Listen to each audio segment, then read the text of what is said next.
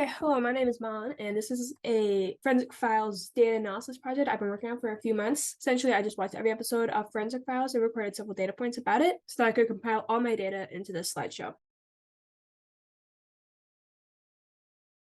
Now we're going to get into the episodes. So this is just a word cloud of all of the episode titles. These are the 99 most common words, which I believe is every word that occurs more than once in the episodes. As you can see, evidence is the biggest word. 15 episodes have the word evidence in it. And looking around, you can totally see that it's like a crime show, a forensic science show, because you can see murder, killer, fire, murders, deadly, evil, witness, danger, leg.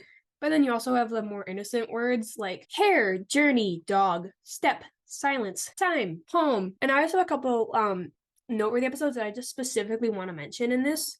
The first being Sealed with a Kiss. So in this case, a woman wrote letters to herself in an attempt to frame a coworker. And while both women faced scrutiny, there were really no victims in this episode, in the sense that no one got hurt, no one got sick, and neither of these women lost their jobs. There were also no criminals because the woman didn't get jailed and she was doing it to herself. And I don't technically think that's illegal. Next is Nursery Crimes. This was about a nurse who killed babies using succinylcholine. And while it is suspected that over 60 could have died, only 2 have been confirmed. Furthermore, the second murder charge was made in 2017 only to keep her in jail. And since this was like way after this episode aired, I only recorded the one murder for this episode. Man's best friend. So although the mauling of a 4-year-old girl was an accident, one could say that this is the only episode where a dog is the murderer. Obviously, I did not say that in my graph. This was just put as a horrible accident because I don't really want to call the dog a murderer, but at the same time it was responsible. And then Treading Not So Lightly was another 4-year-old girl who was hit by a car in a parking lot, but she lived, although she did have lifelong injuries from it. And although it was a hit and run, this was recorded as an accident as opposed to all the other hit and runs, which are recorded as murders. And The Sniper's Trail was a series of random shootings in the DC area that resulted in 10 deaths. A lot of articles, aka Wikipedia, described preliminary shootings in the months leading up to the DC attacks.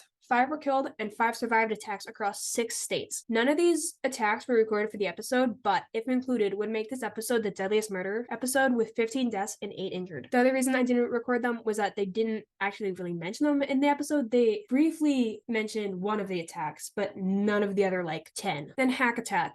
This was a cyber attack on a large company that makes this the other episode with no victims. And again, obviously the company sustained large losses, but no one got hurt, no one got sick, and this time many did lose their jobs, but all of the effects of this crime were purely economic. These are the last 3 I have for this. So Sunday's Wake was a 2-year-old girl who died of lead poisoning after eating lead paint chips. While this is a disease episode with a subcategory of illness, it is the only one with a criminal. The landlord was charged due to negligence because they didn't paint over the lead paint. Okay, next is a novel idea. So in 1987, a man murdered a friend in Germany by beating her to death and pushing her down a flight of stairs. He later did the exact same thing to his wife in 2001 in North Carolina and was arrested. This is the only international episode, by which I mean killing in 2 nations. There are other episodes that are overseas from the United States, but it's the only one that was both. And finally, Smoking Out a Killer. So in this episode is kind of unique because a young woman is murdered, and then a man confesses to 3 other murders of young women, and then that man is arrested for those murders, and then the first young woman's killer was later caught. This episode was 2 separate cases with 4 deaths and 2 killers, and it's the only one really that is 2 cases. So the one I specifically want to mention because 1, it was very busy. There's a lot going on, but it also ended up on all 4 of my multi things. It was on my multi-victim matrix at 2 states, 2 crimes, and 2 causes of death. So episode is Root of All Evil, which is about Fred and Charlotte Grabby. So Fred killed his wife Charlotte in 1981 in Illinois. His girlfriend Vicky witnessed it and abetted. Fred was arrested in 1985, and shortly after, Fred's ex-girlfriend, not Vicky, a different one, shot a deputy in the leg and tried to break Fred out of jail. Then, in 1985, the Grabby's farm was set on fire. Signs of arson were evident, but nothing could be connected back to Fred, who was still in jail. In 1987, Fred got an appeal for a new trial and was going to be retried. Before the trial started, Jeff Grabby, one of their children, was found dead in the Pacific Ocean. He had been visiting California and was shot. In 1988, Fred was found guilty of his wife's murder again. And on July 22nd, 2022, Fred was paroled at the age of 83. Recorded 2 states, California and Illinois, 2 crimes, murder and arson. I did not record anything about this, shooting a deputy in the leg, and 2 causes of deaths. One being shooting of the son, and I'm blanking on what the other one was. And then I do also have 2 excluded episodes, and the first one is Bioattack, which was a mass salmonella-ing of an Oregon town in 1984. And so basically, 100 people in a town were becoming violently ill with salmonella. A total of 751 people got sick over the course of a few months, but luckily no one died. Authorities traced it to several restaurant salad bars, and then we are introduced to the Rajneesh movement.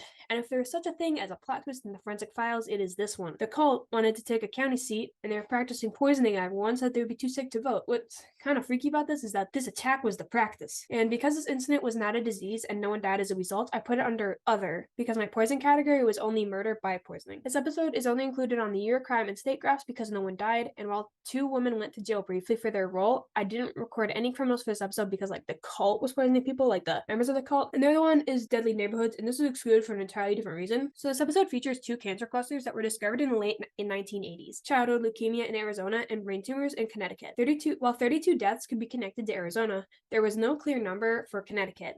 And the problem with cancer clusters is that they're very rare and are rarely, quote, real, by which I mean there's no like actual cause that can be determined. It's also hard to attribute a specific number of deaths, which is why most information is left off on my graphs. And obviously, diseases don't have murder victims or criminals, so only the states in the year 1990 was recorded. Like I said, it was the late 80s, so 1990 just felt like a good year as like the latest date. And in case you're wondering, these are the deadliest episodes. The deadliest is Foreign Body, 178 deaths as a result of mad cow disease outbreak in England. This is kind of the reason that you weren't allowed to eat British beef until 2019. The second deadliest was Deadly Parasites, which was 104 deaths, in addition to 400,000 sick and 4,000 hospitalized from cryptosporidium in Milwaukee's water. Third was 47 deaths from a train in Alabama crashing into a river, 34 deaths of Legionnaires by an airborne disease that was named after that incident, and Flashover was 31 deaths as a result of a fire in London's King's Cross station. And if you're wondering what the deadliest episode for murder is, it's X Marks the Spot. So there was a serial killer in the early 2000s who we know killed 12, but he claims 17. And sometimes on this show, the cases are solved because someone was watching Forensic Files, which is a little meta, and it honestly makes me wonder, like, did they hear that someone solved the case because someone was watching Forensic Files and they're like, okay, well now we gotta do this case. The first is Soiled Plan. So a mother was murdered in 1978 and the case went unsolved until 2000 when her husband was arrested. Someone working on the case when it was reopened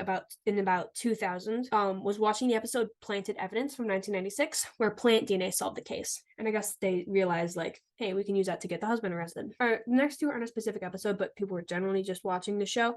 So a man was accused of murder and arson in 1991. He watched Forensic Files to get DNA from another inmate who he believed was responsible. And then another man was jailed for rape and murder in 1998, and his wife watched Forensic Files, learned how to get evidence and exonerate him. And then in the episode A Squire's Riches, an investigator in 2008 saw past lives from 2005, which led him to think that Ari Squire's body wasn't actually him and uncover that he faked his death. And the last one was episode Freeze Frame. Please remember, this is one of the episodes I was unable to watch, but a man died and someone watched the Forensic Files episode Cold Hearted, which was about a woman who killed 2 husbands with antifreeze, which led to the realization that the man's wife had poisoned him and her first husband. Now, as you may know from watching this show, if you watch a lot of this show, these episodes tend to be, here's someone who died, here's the suspects, here's how science proved that it was this guy. But some of these episodes are not like that. They're actually about getting someone out of jail and maybe finding the real criminal. So the first one like that was Deadly Formula, which was actually not a murder episode. It was a disease episode. So a woman was jailed for the death of her baby in 1991. She was exonerated about 6 months later, showed her son had methylmalonic acidemia, meaning that propionic acid was mistaken for ethylene glycol. The 2 appear very similar on most tests. The second was Crime Scene. A man was accused of rape in 1984, and he was in jail for 10 years before being cleared by DNA. The episode Memories, a woman was attacked in her home in 1979 and after suffering amnesia and aphasia, identified her husband as the attacker. He spent 16 years in prison before being released on DNA evidence in 1995. And then once again, come back to Man's Best Friend. So in 1989, a 4-year-old girl was found bleeding in her backyard. Her parents are arrested for murder, but said she was mauled by dogs. In 1993, they were freed because the prosecutor withheld evidence that clearly showed signs of a dog attack. And within a hair, a man was identified as a serial rapist by victims in 1988 and was sentenced to jail despite DNA not matching him. It wasn't until 2001 when another man confessed that he was released after more DNA testing. And the freedom fighter, he was accused of murder and arson in 1991 and spent 16 years in jail before being cleared by DNA. And then this one was already mentioned before. Man was identified by a little girl as having raped her and killed her grandma in 1998. He spent 6 years in jail but was cleared by DNA. And 8 Men Out, another episode I couldn't watch. So this is just a quote I took from user William J. Flood on IMDb. quote, 4 men are eventually sent to prison, 3 others are accused. Finally, an 8th man confesses in a letter, and it is the only DNA that matches, end quote. The crime occurred in 1997, and the real murderer was identified in 1999. I'm guessing they didn't spend more than 2 years in jail. And finally, this is a forensic science show. There are forensic scientists who appear on here a lot, and these are the ones that appear the most. Starting with Tom Bevel, who's a blood spatter expert, I guess. He appeared in 8 episodes. Skip Palahniuk is a microscopist who appeared in 7. Lowell Levine, odontologist, was in 6. Mary Case, a medical examiner, in 5. Kim Rossmo, a geographic profiler, in 4. Cyril Wecht, a medical examiner, in 4. Henry Lee, a forensic expert, in 4. Neil Haskell, an entomologist, in 4. Catherine Ramsland, a psychology professor and author, in 4, and Dennis Azan, an odontologist, also in 4 episodes. I have to exit on my slideshow, so the screen might go blank for a second. But there are a few people who weren't scientists that appear in quite a few episodes. So Trey Growdy was a prosecutor in 4 episodes, Bruce Castor, a district attorney, in 4, and David Wallace, a prosecutor, in 3 episodes. Furthermore, an interesting thing I came across was that I was watching true crime YouTube videos, and I came across a familiar name that I recognized from Forensic Files, and Henry Lee actually worked on the O.J. Simpson and JonBenet Ramsey cases, which I just thought was interesting. So now these are the cases that remain unsolved to this day, so there's been no arrest. I'm seeing focuses on getting an innocent man out of prison, and the actual rapist is never mentioned. A 2007 article mentioned a suspect, but it appears the case is still unsolved. And then where the blood drops, a man's death was declared murder and his wife was arrested. She was later retried and acquitted. If she didn't do it, then the real killer is unknown. And in Scout's honor, a woman was murdered and left in the woods. The episode focused on exonerating a man suspected of a murder. Again, another one I left off my exoneration episode list. Anyway, it's possible that 1 to 3 people could be responsible based on evidence, but none of them have been identified. The last one is the JFK assassination. This episode was one of the 45-minute specials, but obviously JFK was assassinated like 60 years ago, and Lee Harvey Oswald was arrested, but he was also killed. And then a few episodes that I specifically looked have had fairly recent updates where the case was reopened and the criminal's guilt is being questioned. In a few cases, they've even been acquitted and released. While these cases may now be considered unsolved again, I only include episodes where it was known when the episode aired. Okay, so thank you for watching this video.